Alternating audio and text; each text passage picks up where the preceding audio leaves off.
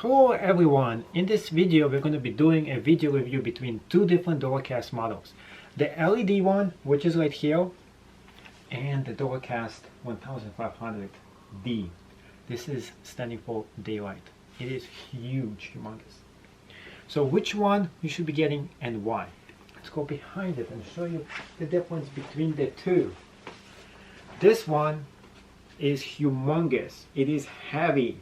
In fact, it is so heavy that this tripod itself cannot actually hold it. You would need a specific tripod for it because it is so big, it is heavy. This one is pretty much awesome. It is very constructed, and of course it has a huge floodlight that's coming out of it. It has the bundles that are metal. It has this thing right here. When you take it out, it has this silver thing lining up. See the silver thing that holds the light right inside of it.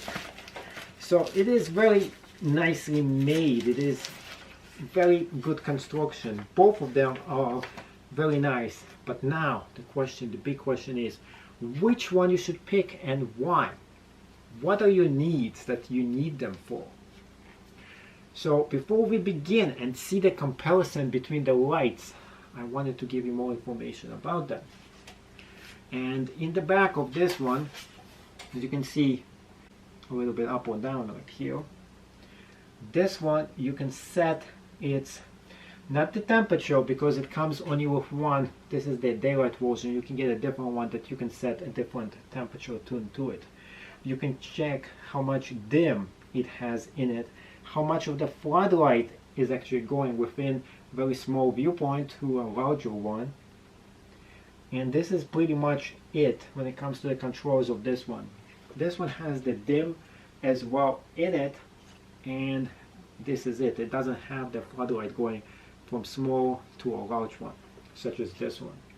So those are the big differences between those two, but the bigger difference is how powerful are they when it comes to the light itself and which one do you need. And in terms of if you need to take those things on a mission. So if you're going and doing mobile photography, this is better. You can put an additional battery in here and you don't need a power unit to power it off because you buy the battery, you put it in and it gets rechargeable. This one, no, you have to have an actual outlet to put this in and to turn it on. So this is the big disadvantage with this one. It is better looking, it is bigger, but of course it is much heavier, and of course it is made for studios in the house, not for outdoor use. This one you can do it for both if you get the external battery to it. So now let's go and do some testing and test them out, which one is actually better when it comes to light itself. So safety goggles on just to make sure, because it is very powerful light. This one right here, I'm just turning on the light itself. Pretty blinding right there if you can see it. And you can go about and adjust it. Very cool, little bit of light. And then all the way to the highest possible setting, which I just did just right now. The great thing about this, it doesn't need a fan. This is LED light. And the good thing about this, it is super quiet. You can't hear anything whatsoever with this one. So that is the benefits of this one. It is portable, it is very, very small. And of course, if you get the battery, you can use it in field. Let's go and turn this on and off.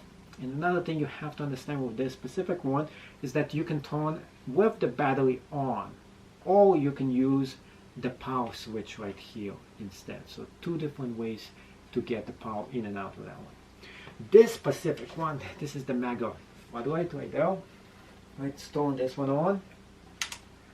And now the first thing that we are turning it on is the regular floodlight itself. And if I did turn on the second one, which is the fan, now you can hear the fan is on, so it's not quiet right now. If I had it without the fan, it would be super quiet. And the difference why you have to have the fan on is, let me show you. This one, you can go and set it As you can see, the floodlight goes from being very small here. Look at that, very small to being very large, and this cannot do that. So as large as you can.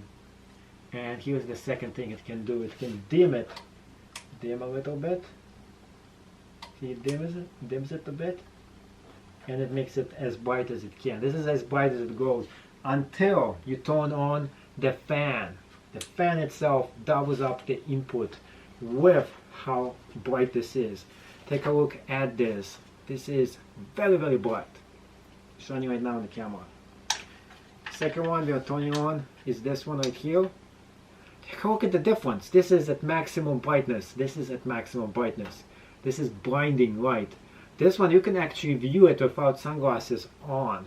So you have to think about which one do you need and for which purposes you need it for. And of course, you can take the safety goggles off. And which one do I recommend for you to get for whatever use that you need it. So you have to figure out, first of all, what do you need to use it for? Do you need to use it for video? You need to use it for taking pictures of a model? And since this one is very, very blinding, maybe if you're shooting a scene for a movie, this is great because you're flooding the light, you're making it look more natural.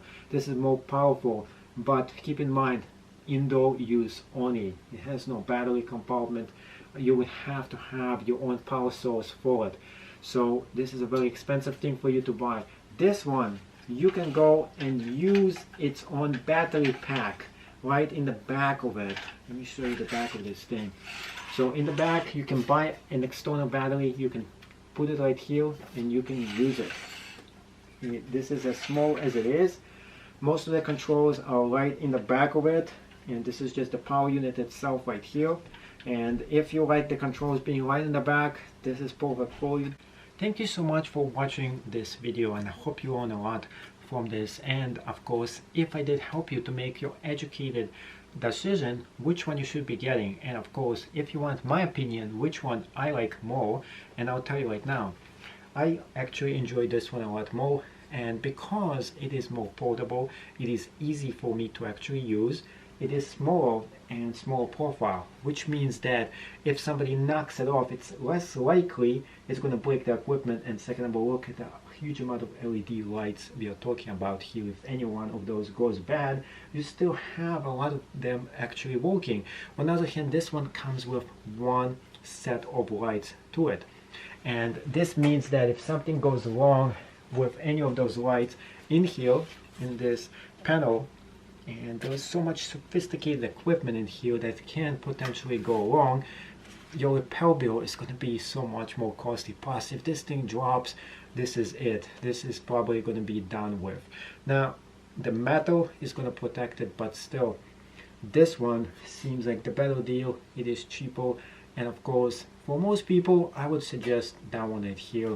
But if you're a professional, you need something huge and big, and you want to look like you're a professional who is doing their job, definitely this one is going to be the light for you. It has the closed barn doors as well. Now the good thing about this one, I'm going to be showing this in a second, is that it does come with a few extras that are quite cool with it. One of the extras that it does come with is of course this one right here. And the cool thing about this cool extra that it does come with is that it gives you the honeycomb to it. So all you have to do is put it in like this, and now you have the honeycomb that looks like that. So when you turn this on, and you're going to be turning this on right now, it's going to look a little bit more different. Plus, if you want to unplug it, it's very easily unplugged right here. So let's go put this in, turn it back in there, safety goggles on, and let's put this on. And take a look at this. The great thing about having the honeycomb to this is that the light itself is not as bright as it was before. So if you're taking pictures of a model and you need something that's bright but not too bright, and it's not going to blind her, you put the honeycomb right in there. This one doesn't have it. So this is the benefits of this one, why you should be actually getting this one versus the other Dracast. Both pieces of equipment are very good great construction.